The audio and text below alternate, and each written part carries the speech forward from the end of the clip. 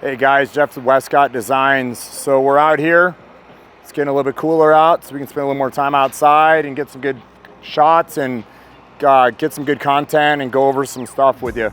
But one of the things I want to talk about is this truck came into us. It's got a peak suspension preload collar lift in it, and we are going to be switching it out. The customer had requested to switch it out with our lift in it, so we're going to do so. Do I think it'll be taller? A little bit taller, but we're gonna do numbers now, and then we're gonna do numbers afterward, and then you can decide whether you think you want a little more lift or you're good with the lift that was in the truck, but that will allow you to make that decision on what you decide to do. In the front here, measuring from the bottom edge of the wheel well right here to the center of the center cap here, we're at 22 inches. In the back here, from the center cap here to the bottom edge of the wheel well, we're 22.5 inches. So we've got a 1/2 inch of rake front to back. I think we'll be a little bit closer to even front to back.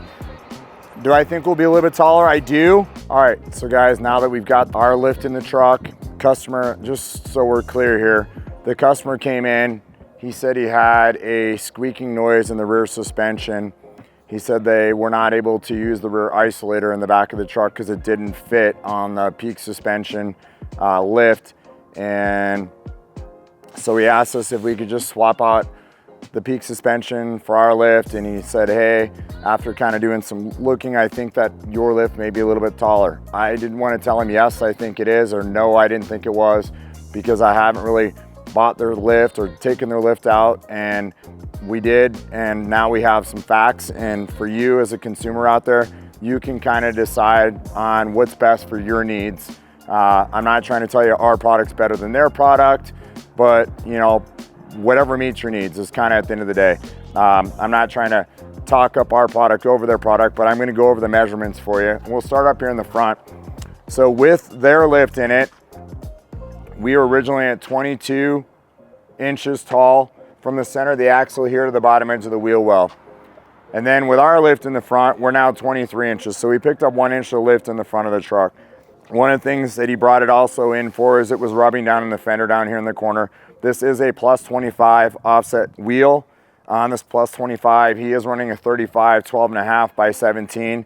So we usually like to tell people with a plus 25, I'd run a 285, 75, 17, and not a 35, because it will have rubbing issues. And here's a perfect example. We have done a little bit of trimming in it now. We've gone up 1 inch in the front, so we had less rubbing issues, but we still had a little bit. And so we went and modified it and made those modifications to make sure that it was not going to rub when he picked it up, because that was one of the concerns. The other one was the squeaking in the back. Well, I have the rear puck for the peak suspension. Now I can see why the 400 isolator did not fit over the top of this. We have designed this rear puck so the rear isolator goes back over it and it gets reused. They are the same height. Where I think the height came into play is when we were able to use the isolator on it, we were able to get a little bit more lift out of the back. We're not talking a lot, but we're talking a little bit. We were at 22.5 in the rear before, and then obviously 22 in the front, so we had a 1/2 inch rake.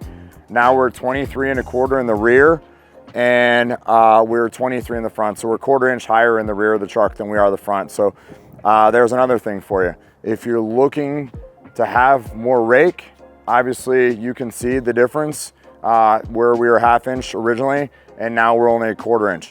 So there again, personal preference. Are you looking for more lift? Are you looking for more rake front to back? That's up to you. One of the other things I want to share with you is this is their preload collar spacer. This actually goes over the factory preload collar and sits on top of it.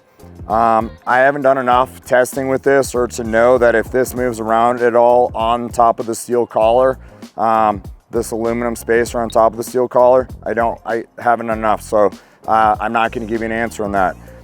This is our preload collar, which you remove the factory steel collar, steel stamped collar that's provided from Toyota, and you replace it with our preload collar. So our preload collar is a full billet collar that goes back into the factory location. It has the preload built into it, which helps create the lift. So obviously both the two different variations of that. They both ran a 1/2 inch top shim in the front. Ours has some movement on the studs. Theirs is aligned just for the studs. I didn't bring that to share with you, but that's with that situation. So, you know, we'd love to hear from you. Love to hear your comments. What are you looking for?